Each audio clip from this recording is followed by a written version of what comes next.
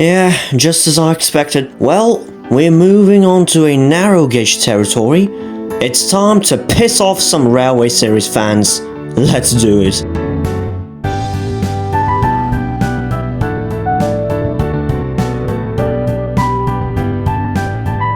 First, I have absolutely nothing against Taliclin.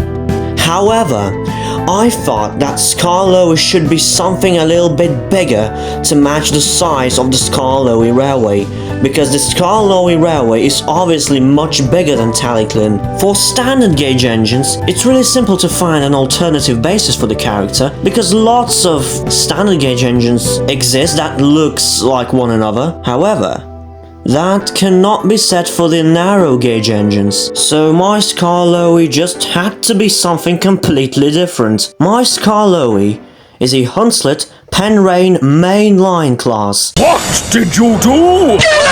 But hold on a moment, isn't only 3 of this class existed, and all of them are preserved, and the first one is only built in 1882, which is quite late for Skarloey? Well, here is my explanation. You all know that in the actual Railway Series lore, Skarloey, just like Taliclin, was built in 1864. And you know when Hunslet Engine Company was formed? Yes, the very same year. What a coincidence. So my idea is, what if Skarloey is one of the first engines to be built by the company?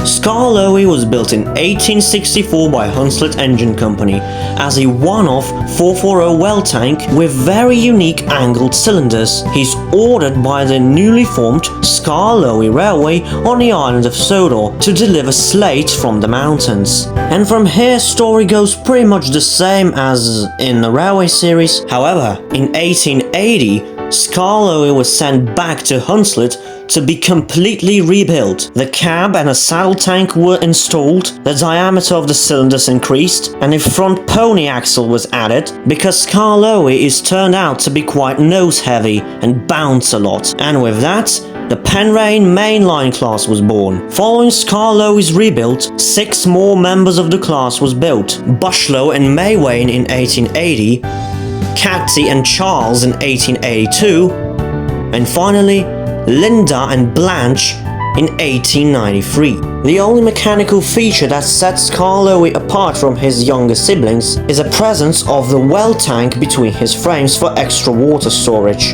To this day, Skarloey keeps running strong, and he's not planning to retire anytime soon. He's doing everything he can to keep his namesake railway running smoothly. He is the #1 after all. I hope I'll survive after this take on Skarloey. Tell me how much you hate it, and share your take on him in the comments. Goodbye!